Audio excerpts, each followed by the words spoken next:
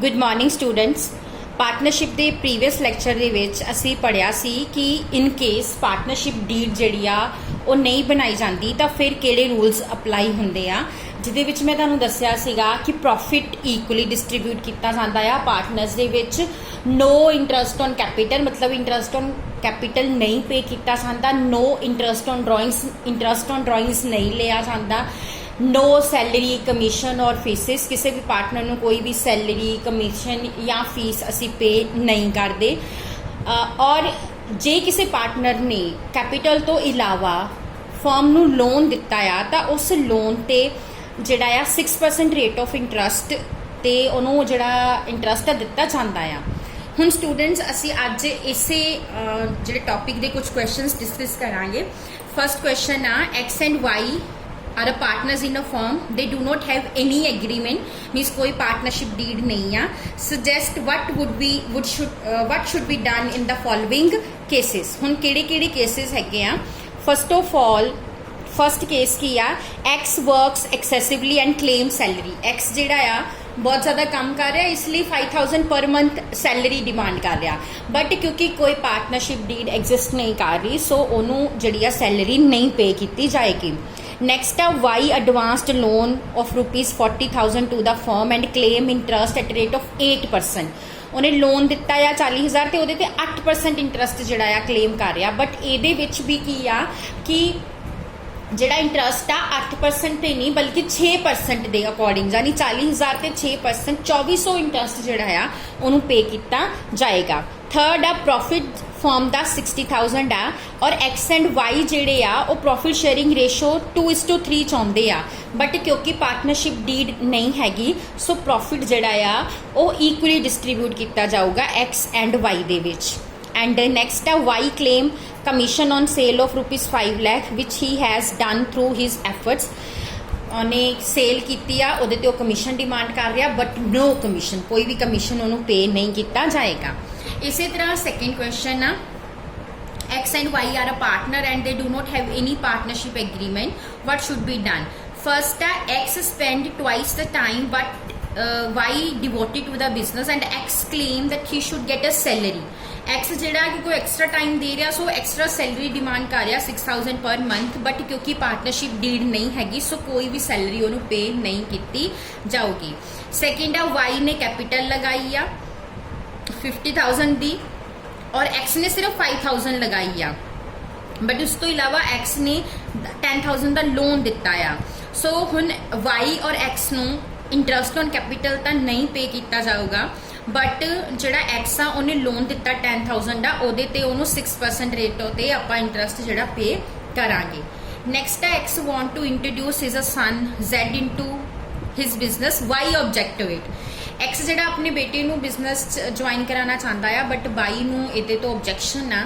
और ये भी मैं दसा सी कोई भी पार्टनर बाकी सारे पार्टनर्स की सहमति तो बिना ना तो अपना प्रॉफिट अपना शेयर बेच सकता है ना किसी नूं ज्वाइन करा सकता। सो एक्स जिहड़ा आ अपने सन नूं ज्वाइन नहीं करा सकता।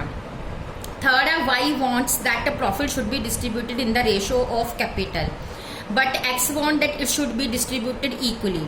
हुण क्योंकि वाई कैपिटल की रेशो प्रॉफिट मांग रहा है, बट क्योंकि वो कैपिटल ज़्यादा आ, बट एक्स जिहड़ा वो ईक्वली मांग रहा और इत्थे की होना ईक्वली प्रॉफिट जिहड़ा हैगा वो डिस्ट्रीब्यूट किया जाऊगा।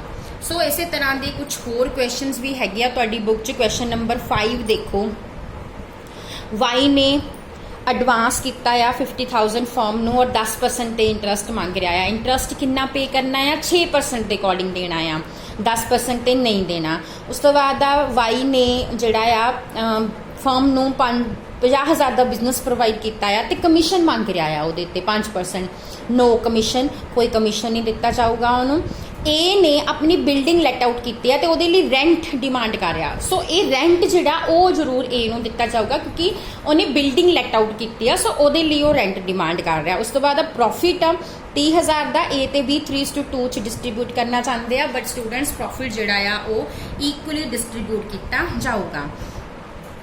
इस तरह जिहड़ा हैगा क्वेश्चन नंबर 6 आ ਉਹਦੇ ਵਿੱਚ महाजन एंड रमेश पार्टनर्स आ 50,000 60,000 उन्होंने कैपिटल आ।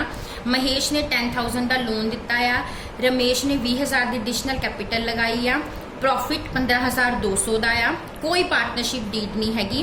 महेश ते रमेश दोनों लोन ते 10% इंटरस्ट एक्सपैक्ट कर रहे हैं और एडिशनल कैपिटल ते शो हाउ भी कितना असी प्रॉफिट डिस्ट्रीब्यूट करना। स्टूडेंट्स देखो, क्योंकि कोई भी पार्टनरशिप डीड नहीं हैगी, सो कैपिटल ते इतना इंटरस्ट नहीं दिता जाऊगा, ना ही एडिशनल कैपिटल ते कोई इंटरस्ट दिता जाऊगा। बट महेश ने 10,000 का लोन प्रोवाइड किया आ, इसलिए उन्हें 1 जनवरी ਨੂੰ ਲੋਨ ਪ੍ਰੋਵਾਈਡ ਕੀਤਾ ਆ ਤੇ 1 ਜਨਵਰੀ ਤੋਂ ਲੈ ਕੇ ਅਸੀਂ 31 ਮਾਰਚ ਨੂੰ ਅਕਾਊਂਟ ਕਲੋਜ਼ ਕਰ ਰਹੇ ਆ। 3 ਮਹੀਨੇ ਦਾ 10,000 ਤੇ 6% ਇੰਟਰਸਟ ਪੇ ਕਰਾਂਗੇ। ਸੋ ਇੰਟਰਸਟ ਕਿੰਨਾ ਬਣੇਗਾ? 10,000 ਦਾ 6% ਉਹਦਾ 3/12 ਇਹ ਜਿਹੜਾ ਤੁਹਾਡਾ 150 ਦਾ ਇੰਟਰਸਟ ਬਣਦਾ ਆ। सो महेश ਨੂੰ 150 रुपीज़ एज अ इंटरस्ट ਦੇ पे ਕੀਤੇ ਜਾਣਗੇ और ਉਹਨੂੰ इंटरस्ट पे ਕਰਨ ਤੋਂ ਬਾਅਦ प्रॉफिट हैगा 15,200 ਦਾ। ਉਹਦੇ ਚੋਂ 150 इंटरस्ट माइनस करता जाऊगा ਤੇ प्रॉफिट बच जाना 15,050 ਦਾ ਤੇ ਉਸ प्रॉफिट ਨੂੰ ਇਕੁਅਲੀ ਦੋਨਾਂ ਵਿੱਚ ਮਹੇਸ਼ ਤੇ ਰਮੇਸ਼ ਚ ਡਿਵਾਈਡ ਕਰਤਾ ਜਾਊਗਾ। ਸੋ 15,050 ਨੂੰ ਅਸੀਂ 2 ਨਾਲ ਡਿਵਾਈਡ ਕਰ ਲੈਣਾ। 7,525 महेश ਨੂੰ मिलेगा, 7,525 ही रमेश ਨੂੰ मिलेगा। दोनों ਨੂੰ सेम इक्वली प्रॉफिट ਜਿਹੜਾ ਆ ਉਹ ਮਿਲਣਾ ਆ। ਇਸੇ ਤਰ੍ਹਾਂ ਹੀ क्वेश्चन नंबर 7 ਨਾ, कोमल and Ahmed are a partner in 3:2 ratio. They contributed capital of rupees 80,000 and 60,000. Komal gave a loan to the firm 20,000 on the 1st April and there is a no partnership deed. Find out the interest on capital and loan. ਹੁਣ ਇਹਦੇ ਵਿੱਚ ਦੇਖੋ, ਜਿਹੜੀ ਤਾਂ ਉਹਨਾਂ ਨੇ capital ਲਗਾਈ ਆ ਉਹਦੇ ਤੇ ਤਾਂ ਉਹਨਾਂ ਨੂੰ ਕੋਈ ਇੰਟਰਸਟ ਨਹੀਂ ਦਿੱਤਾ ਜਾਊਗਾ ਕਿਉਂਕਿ ਪਾਰਟਨਰਸ਼ਿਪ ਡੀਡ ਐਗਜ਼ਿਸਟ ਨਹੀਂ ਕਰ ਰਹੀ। ਬਟ ਕੋਮਲ ਨੇ ਲੋਨ ਦਿੱਤਾ ਆ ਫਰਮ ਨੂੰ 20,000 ਦਾ 1 ਅਪ੍ਰੈਲ ਨੂੰ, 20,000 ਤੇ 6% ਪੂਰੇ ਸਾਲ ਦਾ, ਕਿਉਂਕਿ 1 ਅਪ੍ਰੈਲ ਨੂੰ ਦੇ ਰਹੀ ਹੈ ਤਾਂ 1 ਅਪ੍ਰੈਲ ਤੋਂ 31 ਮਾਰਚ ਤੱਕ ਪੂਰੇ 12 ਮਹੀਨੇ ਬਣ ਜਾਂਦੇ ਆ। ਸੋ 20,000 ਤੇ 6% 1200 ਇੰਟਰਸਟ ਜਿਹੜਾ ਹੈਗਾ ਉਹ ਜ਼ਰੂਰ ਕੋਮਲ ਨੂੰ ਪ੍ਰੋਵਾਈਡ ਕੀਤਾ ਜਾਊਗਾ। ਸੋ ਇਹਦੇ ਨਾਲ ਹੀ ਤੁਹਾਡਾ ਇਹ ਜਿਹੜਾ ਟੌਪਿਕ ਆ ਪਾਰਟਨਰਸ਼ਿਪ ਇਨ ਰੂਲਸ ਵਾਲਾ, ਇਨ ਐਬਸੈਂਸ ਆਫ ਪਾਰਟਨਰਸ਼ਿਪ, ਉਹ ਖਤਮ ਹੁੰਦਾ ਆ। Next question, how to prepare a P&L appropriation, how to calculate this interest, ਅਸੀਂ ਕੱਲ ਦੇ ਲੈਕਚਰ ਦੇ ਵਿੱਚ ਡਿਸਕਸ ਕਰਾਂਗੇ। Thank you.